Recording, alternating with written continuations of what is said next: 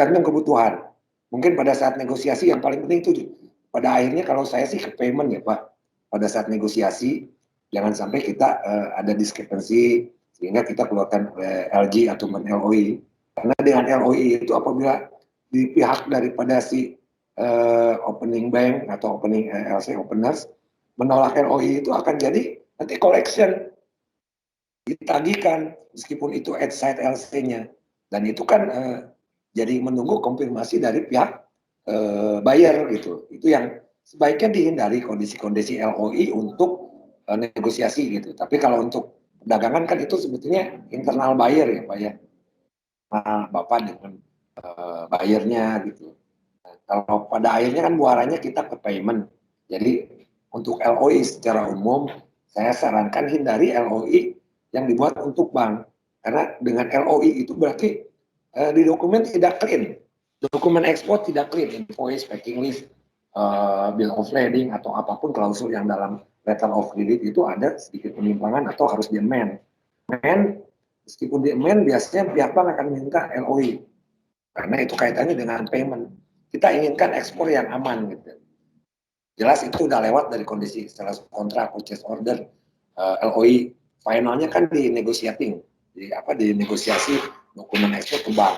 Itu sebaiknya clean dokumen, kita ikutin klausul LC, tidak lewat expire, letter statementnya sesuai, quantity dan lain-lain yang klausul ikutin. Intinya kalau saya tetap sih ke rekan-rekan pemula, ikutin apa yang di LC, dan saya sarankan saat ini kondisi tidak begitu baik untuk trust bank gitu ya. Kadang-kadang LC juga bisa di collection. Nah ini saran saya baiknya dihindari penyimpangan ataupun kesalahan typo ataupun kesalahan kuantiti dari klausul LC. Karena akhirnya mungkin setelah selesai LOI, setelah kontrak disepakati, barang dikirim clean semua sesuai dengan request. Ada sedikit aja kesalahan di bank. Bisa di collection base. Jadi sayang gitu. Nah, terutama mohon maaf sebelumnya nih LC-LC ke Middle East gitu ya, LC-LC ke negara-negara tertentu, ke Afrika gitu. Itu seringkali dicari-cari kesalahan, nah akhirnya diskrepensi, minta diskon. Nah itu prihatin kita. Jadi ya kita inginkan barang itu benar-benar paid gitu ya, tidak di collection. Dan sebaiknya diskusi dengan pihak bank. Jadi ikutin semua klausul yang ada di letter of credit. Saya sarankan untuk ekspor saat ini pakailah LC gitu ya melalui pihak bank devisa gitu. Nah untuk kondisi keamanan dari payment. Kalau LOI sendiri sebenarnya banyak arti. Kalau yang Bapak kasih contoh ini LOI untuk transaksi itu sendiri gitu ya. Itu sebenarnya internal Bapak. Tergantung kalau biasanya kalau udah repeat order, udah ordernya berjalan, udah bayarnya bagus, barang juga bagus, LOI ini jarang diminta. Setelah kontrak juga jarang. Mereka langsung terbitin LC itu yang bagus Pak. Jadi memang LOI untuk para pemula sebaiknya juga dibuat gitu. Tapi kalau kita udah yakin memang bayar bagus lah katakanlah, kita juga yakin produk kita juga kualitinya aman, klausul di permintaan bayar juga di sales kontrak, di PO ataupun di letter of credit diikuti, saya yakin aman itu Pak. Itu mungkin yang bisa saya jelaskan dari pengalaman saya di posisi dulu saya di eksportir 10 tahun di tekstil, di garment, di produk, di industri ya Pak. Jadi saya ada sedikit pengalaman masalah transaksi pembayaran ataupun transaksi dari kondisi transaksi ekspor impor lah gitu. Jadi baiknya. Jadi LOI itu bisa dibilang penting untuk pemula ya. Biasanya kalau udah repeat order, udah dapat bayar yang bagus, jarang juga LOI. Nah itu mungkin yang saya bisa jelaskan tentang LOI ya Pak. Baik. Ada yang saya bantu lagi. Iya, baik. Terima kasih Pak Morgan. Berarti dari yang Pak Morgan sampaikan bisa saya tarik kesimpulan bahwa sebenarnya LOI ini adalah surat yang didatangkan dari pembeli kepada seller, tapi biasanya ini hanya untuk di awal penjalinan kerjasama ya, Pak Biasanya di Morgan. awal. Iya di Ya, awal. kalau seandainya nanti sudah repeat order dan transaksi sudah berlangsung terus-menerus antara pihak buyer dan supplier, mungkin komunikasi jadi lebih lancar sehingga Ya, LOI ini mungkin ke-skip gitu ya, Pak Morgan ya. ya, betul Dan Pak. bahkan tahapnya mungkin langsung ke PO ataupun sales contract Oh, ya. ya, PO salah kontrak biasa selalu ada itu ya Pak ya. Itu pun formalitas sebetulnya. Gitu Yang ya. penting ya saya tetap utamakan LC harus betul, Iya, harus clear. Kita ikutin klausul LC itu aman. iya. Saat ini Dari kita berpaku ke LC aja supaya payment yang muaranya kita kan ke payment paling penting. Ikutin mau betul. instruksi LC, coba periksa diskusi sama pihak bank LC yang paling aman. Terus pilih bank-bank yang aman Pak. Maksudnya bank aman untuk opener. Kita sarankan di Indonesia bisa kan katakanlah ada Hong Kong Bank atau Standard Chartered atau Bank BNI atau Bank BCA. Nah, pilih yang bank-bank yang berpengalaman, yang punya korespondensi di luar negeri. Sarankan misalkan, oke BCA korespondensinya siapa? Atau BNI, atau misalnya Standard Chartered atau Bank Mandiri. Nah, coba kita pada saat ini hal-hal lain ya mungkin tambahan, saranin misalkan koresponden dengan, karena memang ada bank-bank tertentu yang memang antras ya ke bank di Indonesia gitu. Nah, kalau bank yang udah ada korespondensinya Bank BCA, Bank BNI atau Bank Mandiri atau bank-bank asing yang di kita yang udah punya link bagus biasanya aman. Itu yang penting buat saya sebetulnya kalau dari repeat order ya. Kalau ini penting buat eksportir pemula. Tapi lebih penting lagi kita ikutin kesepakatan yang dijamin oleh hukum internasional. Hukum Baik, internasional lebih menjamin letter of credit ketimbang sales contract PO ataupun LOI. Itu baik, lokal legal. Jadi tidak ada baik, jaminan hukum yang kuat untuk kondisi sales contract ataupun purchase order atau LOI. Karena itu lintas batas, cross border. Tapi kalau LC itu udah jelas hukumnya secara internasional kalau ada perselisihan kita kuat. Jadi baik. kedua belah pihak bisa mengajukan. Nah, ya muaranya sih yang penting ke masalah payment ya kalau ekspor itu. Yang saya selalu tekankan hati-hati. Semua juga Iya, awalnya dari kondisi-kondisi klausul, dari baik, transaksi dan dari quality dan semua hal terkait muaranya ke situ. Yang penting payment aman. Yang paling penting baik, itu dari semua itu payment aman. Kalau baik. udah berjalan biasa LOI jarang diminta Pak, Hmm, jarang diminta gitu. Kalau dari repeat order bayarnya bagus, kitanya juga punya jaminan quality untuk ekspor, itu lancar-lancar saja. iya, Ya, baik. mungkin itu Pak. Baik Pak Morgan, ini yang saya tangkap dari Pak Morgan beberapa kali ya, Ya, menekankan bahwa pentingnya LC, pentingnya payment, karena payment itu sendiri memang kunci dari transaksi kita ya ya Pak Pak. Morgan. Ya betul. Nah, sepertinya Om Yudi nanti mungkin kita harus ada sesi khusus nih, Om Yudi, antara kita dengan Pak Morgan, khusus membahas tentang LC nih. Pak Morgan, kayaknya LC ini nanti mesti ada sesi khusus ya Pak Morgan ya. Karena Ya dari tadi Pak. Pak Morgan sepertinya menekankan pentingnya LC dalam kegiatan Ya, ekspor. ya Baik, betul. baik Pak Morgan. Namun saat ini kami memang menyampaikan beberapa hal kepada Pak Morgan di luar LC. Karena kami di sini berkumpul untuk mewadahi teman-teman dan rekan-rekan yang memang baru belajar dalam proses kegiatan ekspor. Ya, Sehingga pada kesempatan ini juga kami ingin memperkenalkan beberapa dokumen yang biasanya pada umumnya akan kita hadapi pada saat kita melakukan kegiatan ekspor. Di antaranya adalah LOI yang tadi sudah mendapatkan penjelasan dari Pak Morgan. ya. Walaupun sebenarnya dari masalah LC ini banyak sekali Pak, saya rasanya ingin mengulik banyak sekali tadi dari ungkapan Pak Morgan, seperti misalnya masalah unpaid, lalu kemudian resiko-resiko yang muncul, lalu Tadi ada banyak sekali. diskrepensi ya, Iya, ada betul. collection ya. Ya, Nah, itu Banyak sekali bahasa-bahasa nanti itu yang tuh. Betul. saya rasa banyak sekali dan kayaknya harus ada sesi khusus nih Om Yudi oh ya, untuk membahas nanti mengenai masalah LC. Setuju, ya, setuju. Dan profil kita sama ini item Pak kita bahas. Itu Iya, terkait apa korelasinya kuat gitu. ya, siap, siap Ya, Pak ya, Morgan. Oke, eh, Pak Morgan, ya Pak. ya, baik. Tadi kan kita sudah membahas mengenai masalah letter of intent ataupun letter of interest ataupun apapun itu, tapi intinya seperti yang Pak Morgan sampaikan tadi, surat itu memang penting, tapi dalam beberapa case itu di mana sudah terjadi repeat order ataupun hubungan yang sudah lancar dan baik antara pihak buyer dan seller, bisa jadi LOI ini memang sudah tidak dilakukan lagi. Oke, namun pada case di mana LOI terbit dan hubungan baru dimulai di antara pihak seller dan buyer, biasanya kan ini Pak Morgan, dari pihak buyer itu menyampaikan LOI kepada kita. Jadi kita sudah memiliki patokan dan standar apa yang diminta oleh pihak buyer, apa saja rinciannya, jenisnya, speknya, lalu kemudian cara pembayarannya seperti apa, dan termnya, dan lead time-nya mungkin mereka minta dalam kurun waktu seperti apa. Nah, setelah mereka menyampaikan hal itu semua, kita kan tentunya harus membalas berdasarkan kemampuan yang kita punya ya Pak Morgan ya.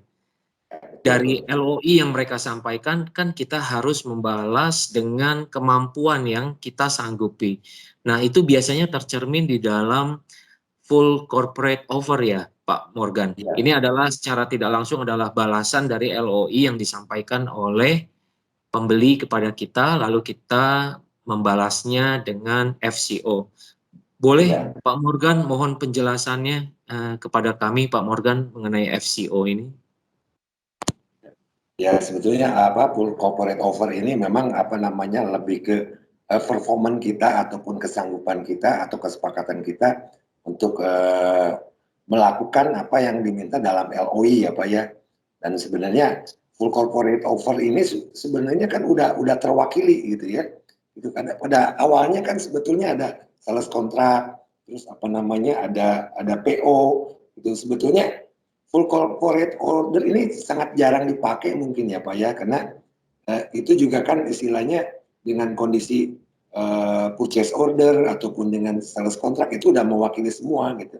Dan ini saya pikir full corporate offer ini jarang sekali dipakai gitu ya Pak ya untuk kondisi ini. Jadi terlalu ini gitu ya terlalu panjang gitu kondisinya. Malah dengan FCO sendiri kalau kita misalkan suatu saat ada force major sehingga kita tidak bisa mengikuti apa yang FCO kita udah kasih, bisa jadi bumerang Pak. Sebetulnya model LOI FCO dalam transaksi perdagangan umum itu biasanya awal ya Pak ya. Dan mereka juga sebetulnya kan ketemu buyer, mungkin biasanya kalau buyer yang baik dia datang inspection public, inspection quality, inspection harga ketemu. Sebetulnya LOI terus FCO juga itu hanya pengesahan awal, kenalan gitu ya Pak ya. Itu sebetulnya jarang sekali dipakai FCO, LOI gitu ya. LOI mungkin ya, cuma ya semacam kontrak payung lah ya LOI dan FCO ini. Sebetulnya kalau memang mereka pure pebisnis itu cukup dengan PO dan sales order, sales kontrak. Jadi kadang-kadang FCO itu menurut saya terlalu inilah istilahnya berlebihan. Memang baiknya prosedural ya, Pak. Iya. Ya. Jadi kalau memang orang-orang bisnis atau industriawan atau apa, ya mereka juga bisa lihat dari performan company, lihat dari company profilnya, udah jelas. Kalau perusahaan industri yang besar mungkin udah nggak perlu FCO lagi, mereka lihat kapasitas dari perform perusahaannya juga udah cukup meyakinkan gitu. Dan LOI ya sebaliknya juga pembeli yang bagus juga dia punya track record yang bagus gitu ya. Itu bisa sekarang gampang untuk mengetahui pembeli itu sejauh mana kapasitasnya, itu cukup banyak cara ya, mungkin bisa minta bantuan kedutaan atau mungkin bisa lihat dari track recordnya di banknya gitu. Memang ada yang membalas LOI dengan FCO ya, tapi ini sebetulnya sangat jarang dipakai gitu ya Pak. Ya, kalau menurut teori yang baik memang dilakukan pembalasan untuk LOI dengan FCO gitu ya Pak ya. Cuma menurut saya ini jarang dipakai gitu. untuk eksportir, karena eksportir ini kan case per case, bukan kontrak yang seperti kontrak project gitu kan. Biasanya kalau untuk ekspor ini case per case gitu. Meskipun ada revolving LC ya, misalkan 1 tahun dia buka LC $10 juta, nanti di decrease sampai ke habis, nanti muncul lagi. Nah, itu mungkin kita perlu LOI awalnya gitu, sama FCO gitu untuk lebih meyakinkan. Tapi kalau untuk beberapa buyer, kita jadi ya mungkin agak berlebihan sebetulnya. Tapi maaf ya, ini kalau menurut saya itu jarang sekali eksportir ataupun importir membuat minta FCO gitu ya Pak ya, full corporate offer. Ini yang saya pernah alami gitu ya Pak ya. Kalau LOI mungkin di awal ya, memang secara teori, secara manajemen ataupun dari teori-teori ekonomi ataupun manajemen ada ya istilah FCO atau perlakuan FCO, tapi ini jarang dipakai sih Pak. Mungkin itu yang bisa saya jelaskan. Baik, baik Pak Morgan. Berarti secara praktek dari pengalaman Pak Morgan itu mungkin FCO ini jarang diterapkan pada saat prakteknya ya Pak Morgan. Jarang Pak, jarang. Ya. LOI juga kalau bayangannya bagus sih jarang juga. Kalau Baik, baik. PO itu selalu biasanya. Itu pun biasanya mungkin prosedural atau formalitas saja. Ya, Iya, baik. mungkin awal ya ada kesepakatan itu gitu. Sebaiknya kan memang kalau bayar yang bagus itu datang ketemu, kan bayar medsos ataupun bayar yang itu harus hati-hati. Sekarang juga kita pilih bayar gitu Pak. Atau Betul bayar. sekali. Oke, mungkin itu yang penjelasan untuk FCO yang bisa saya jelaskan. Iya, baik. Baik Pak Morgan. Tadi Pak Morgan kayaknya mau ngomong terputus Pak Morgan. Zaman sekarang kita mesti hati-hati untuk mencari buyer. Kalau saya tidak salah dengar tadi Pak Morgan. Ya, betul. Ya. Mungkin boleh dijelaskan kenapa tuh Pak Morgan? Ya, ada beberapa kondisi ya Pak. Maksudnya sekarang kan perdagangan udah global, udah umum, siapapun bisa melakukan ekspor, siapapun bisa jadi trading, siapapun bisa jadi mewakili kondisi-kondisi perdagangan gitu, bisa jadi pedagang lah gitu katakanlah. Ini kan kita juga perlu jaminan bahwa kepastian barang kita dibeli, dibayar, atau sebaliknya kita sebagai importir barang kita dikirim sesuai dengan apa yang dipesan dari buyer gitu. Nah, sekarang banyak kondisi newbie dalam arti newcomer dan ya sebagai eksportir ataupun buyer gitu ya. Nah, cuma kan kapasitasnya dari sisi payment atau untuk pihak eksportir atau dari sisi quality atau dari pihak importir, seringkali kita tidak tahu gitu ya. Jadi mungkin diperlukan juga rekomendasi ataupun semacam share ataupun informasi-informasi yang akurat ataupun yang sahih ya Pak ya. Karena banyak trading juga, yang ataupun dari medsos ataupun dari kondisi-kondisi buying representatif gitu ya, cabang buying yang sebetulnya mereka memanfaatkan kondisi gitu. Mereka tidak punya jaminan, mereka mengetahui prosedural ekspor, mereka punya buyer, tapi sebenarnya mereka juga hanya sebagai broker. Nah, kewajiban untuk membayar, kewajiban untuk ini kan kita juga masih ragu gitu ya. Jadi kalau saran saya sih kalau mau sebagai eksportir dari pemula, mulai belajar dari yang sudah pengalaman, diskusi dengan pihak bank atau pihak-pihak terkait yang memang menjadi narasumber daripada buyer itu sendiri gitu.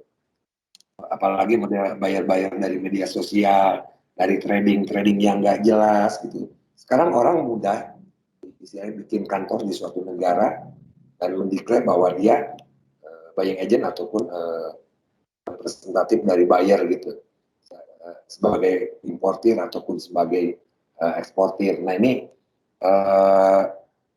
kita harus juga yakin ya, tetap untuk kepastian dari kapasitas dia yang ya di dua posisi ini benar-benar memang pelaku gitu.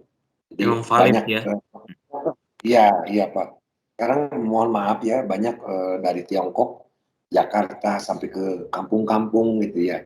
Pedagang sekaligus juga pembeli sekaligus juga datang gitu. Nah, kadang-kadang kondisi-kondisi tersebut, misalkan dia ada beberapa kondisi dari Bombay juga datang, misalkan dia menjanjikan kondisi-kondisi tertentu masalah quality keyakinan pembayaran. Pada saat terjadi sesuatu mereka bisa lepas tangan atau bahkan bisa kabur. Itu yang kita hindari. Sekarang udah nggak aneh, silakan datang di Jakarta, di Surabaya. Banyak ekspatriat yang datang sebagai bisnismen, datang mengaku buyer, mengaku agent ataupun apapun. Sementara dia sendiri kita nggak yakin gitu ya. Soal masalah sales kontrak, LOI ataupun PO itu kan hanya kertas yang bisa disetting di ini. Nah, kita kan belum tahu kapasitas dia, account di banknya, garansi paymentnya. Terus, ya seperti itu banyak lah. Maksudnya benar-benar itu banyak cara untuk mengecek kapasitas dari buyer-buyer yang ada gitu. Tapi kalau memang buyer yang udah qualified ya, itu kan dia udah punya buyer sendiri, udah punya, katakanlah buyer tekstil, pasti dia dikenal di pabrik-pabrik tekstil.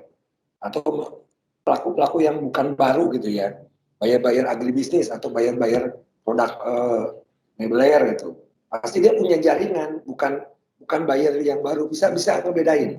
Bukan, saya pernah jadi marketing di pabrik juga, bisa bisa bisa memilih. Jangan sampai yang pemula-pemula ini terkecoh oleh konturir gitu, buyer yang hanya sedikit tahu, terus dia apa namanya memberikan order PO dan lain-lain, pada saat barangnya kita kurang memenuhi persyaratan dia reject, dia ini.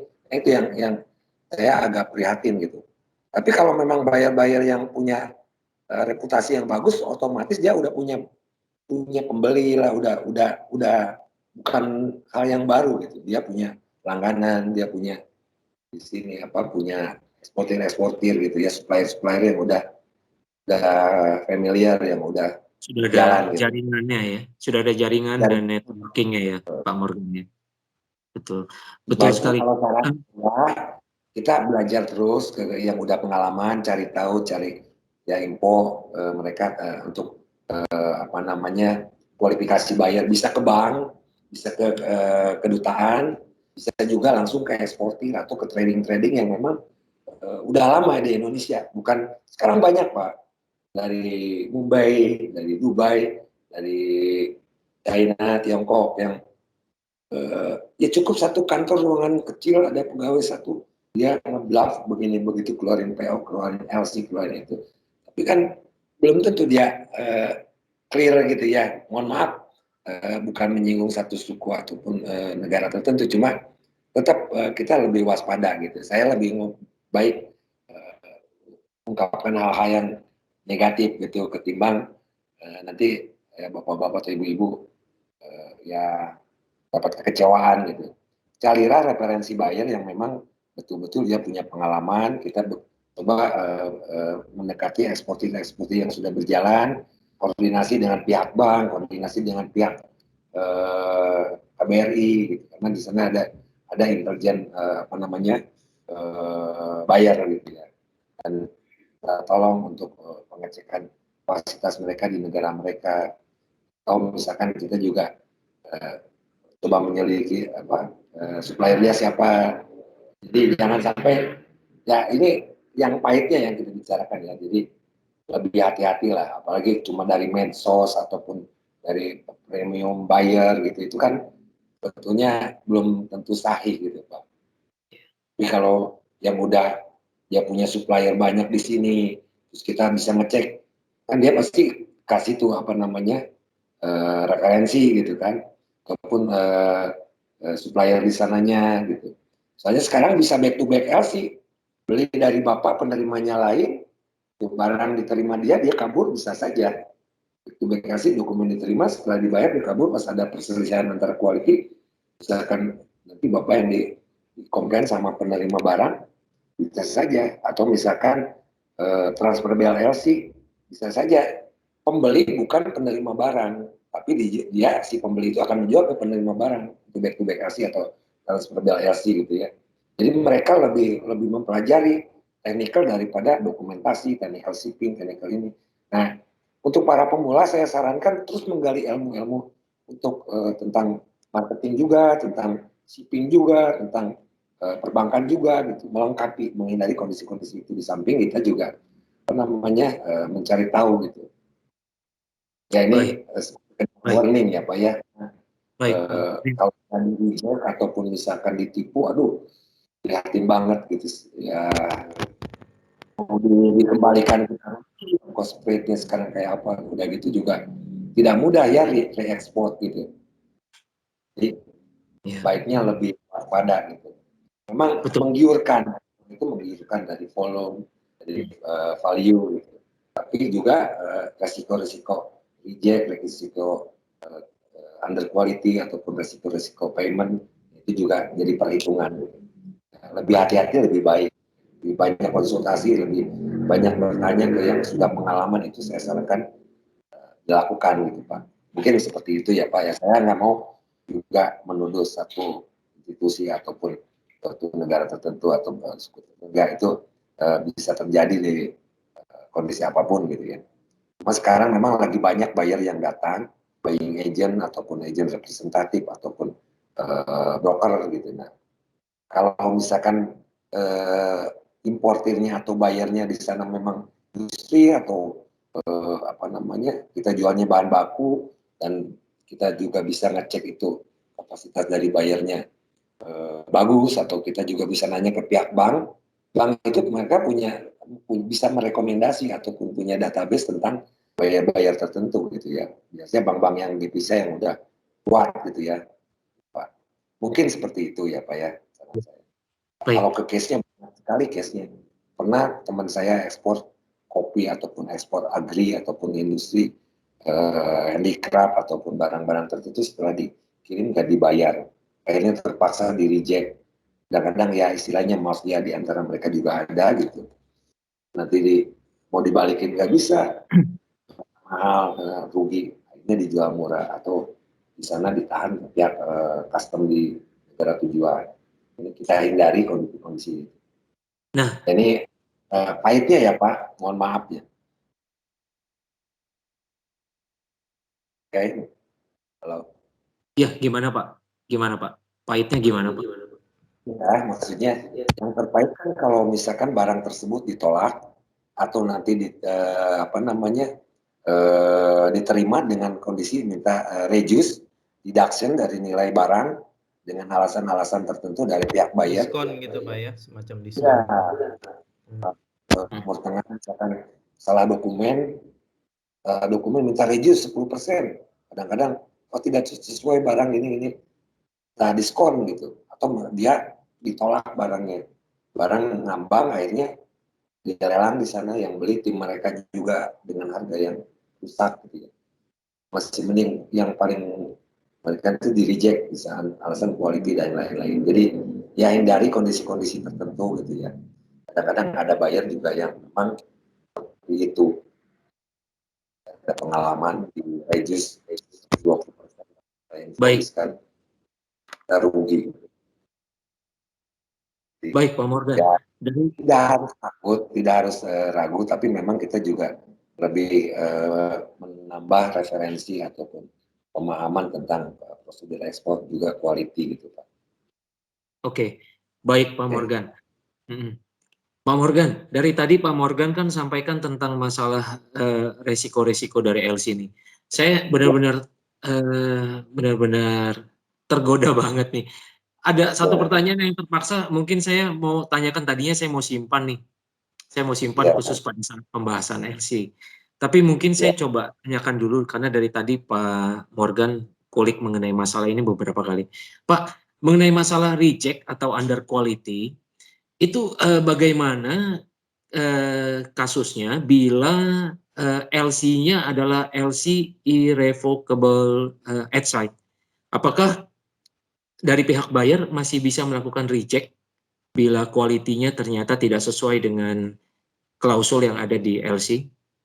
bisa. Itu bisa saja terjadi ya Pak ya. Maksudnya nanti kan ada kondisi-kondisi tertentu yang memang bisa diajukan oleh pihak pihak buyer gitu. Meskipun itu memang jarang terjadi kalau untuk irrevocable ya Pak Said. Maka kondisi-kondisi fisik bisa mereka kasih lihat gitu ya. Tiba ya beberapa kesalahan yang mungkin bisa sifatnya minor ataupun major itu bisa saja dilakukan pihak buyer gitu. Cuma memang kecil kemungkinan untuk reject gitu. Nah gini Pak, antisipasinya ya untuk kondisi-kondisi reject atau apapun, coba ya libatkan pihak buyer ataupun misalkan ada agent representatif ataupun misalkan ini ada semacam surveyor independen maupun buying agent. Pre-shipment gitu ya Pak ya? Kenapa Pak? Jadi mereka Pre-shipment menerbitkan Pre-shipment ya, inspection. ya, Pre-shipment inspection. Shipment itu kita mintakan dari mereka untuk inspection QC, ada QC dari pihak buyer atau representatif ataupun lembaga independen yang ditunjuk untuk oleh pihak buyer gitu, sarankan oleh pihak buyer gitu yang Atas tanggungan buyer ya Pak Morgan. Atau ada banyak surveyor independen yang punya kualitas gitu untuk menerbitkan inspection sertifikat. Jadi kita ada penjamin mereka nggak bisa ngelak dengan itu. Dan mereka akan menerbitkan sertifikasi untuk inspection dengan klausul apa yang diminta oleh buyer. Dari mulai sampelnya, nah mereka kan QC. Mereka akan cek pada saat sebelum stamping dari mulai proses produksi sampai final ke stamping. Itu biasanya kalau udah ada IC, kalau buyer-buyer yang bagus, biasanya mereka punya representatif agent di Indonesia. Buyer-buyer yang kuat. Jadi bukan apa untuk datang ke Indonesia ngaku buyer sekaligus trading, padahal dia pembeli juga. Biasanya mereka kalau perusahaan importer yang bagus, pusatnya di beberapa kota di dunia, tapi dia punya representative agent di sini.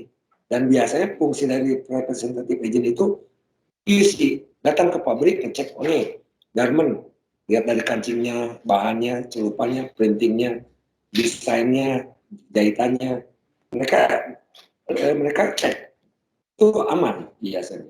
Nah maksudnya tidak menutup kemungkinan untuk importir eksportir baru juga mengkondisikan seperti itu untuk jaminan payment ya dan quality gitu untuk menghindari kondisi reject ataupun diskon ataupun hal-hal yang dibuat oleh mereka. Dan saya sarankan lebih bagus QC atau inspection certificate atau surveyornya dari pihak buyer. Ya, itu antisipasi untuk kondisi-kondisi yang kemungkinan terjadi ya. Kalau hal-hal ini aman sih tidak masalah. Ini kita ngambil risiko-risiko yang mungkin terjadi gitu. Banyak kalau di Jakarta banyak, misalnya di kota-kota besar itu buyer representatif ataupun agent buyer banyak dan fungsinya betul seperti itu. Jadi Baik. kalau quality kita bagus, kenapa kita ragu untuk menjual ke produsen ataupun pembeli-pembeli yang berkualitas gitu? Kenapa tidak gitu? Kita harus berani Pak. Dengan catatan ya kita juga memperbaiki quality nomor satu ya Pak dari semua transaksi untuk ekspor itu nomor satu quality khususnya untuk negara-negara Eropa, Jepang, Amerika yang paling ketat. Betul quality itu benar-benar harus sesuai gitu apapun produknya karena mereka tidak sungkan-sungkan untuk mereject kalau berbeda gitu ya. Beda mungkin untuk China, Taiwan, Korea, Malaysia apalagi itu agak fleksibel ya untuk kondisi. Lebih fleksibel nih. Lebih fleksibel. Tapi ke Eropa, Jepang sama Amerika terutama ya Pak betul-betul strike gitu. Pak Morgan, ini berandai-andai saja nih Pak Morgan. Itu kalau LC-nya LC at site, lalu kemudian terjadi reject di sana, itu bagaimana prosesnya Pak? Sedangkan prosesnya misalnya itu sudah selesai kan Pak, untuk LC at site-nya. Lalu setelah berapa bulan kemudian? Udah negosiasi, itu jarang reject. Maka mau reject apa? Udah dibayar kok misalkan. Kalau at site berarti kan masuk dokumen, clean dokumen, pihak bank mengecek, oke, confirm, dibayar. Nah, nanti kan ada reimbursement, Pak. Reimbursement. Selepas udah, nanti kan ada reimbursement, bank itu akan melaporkan. Di nego itu bukan berarti clear. Cair, dokumen katakanlah kita kirim ke Eropa. Nah, shipment tanggal 1. via BL, kita masukin ke bank tanggal 4, cair tanggal 5. Nah, nanti ada masa grace period dan masa reimburse. Setelah reimburse udah dibayar, nanti pihak bank akan menginfo udah dibayar. Itu ada bunga bank atau provisi dan grace period, biasanya bank ngasih untuk kebebasan bunga bank. Nah, itu setelah reimburse dibayar dari pihak kan nanti masuk ke bank ke New York dulu, dari New York baru ke openers gitu. Biasa begitu. Itu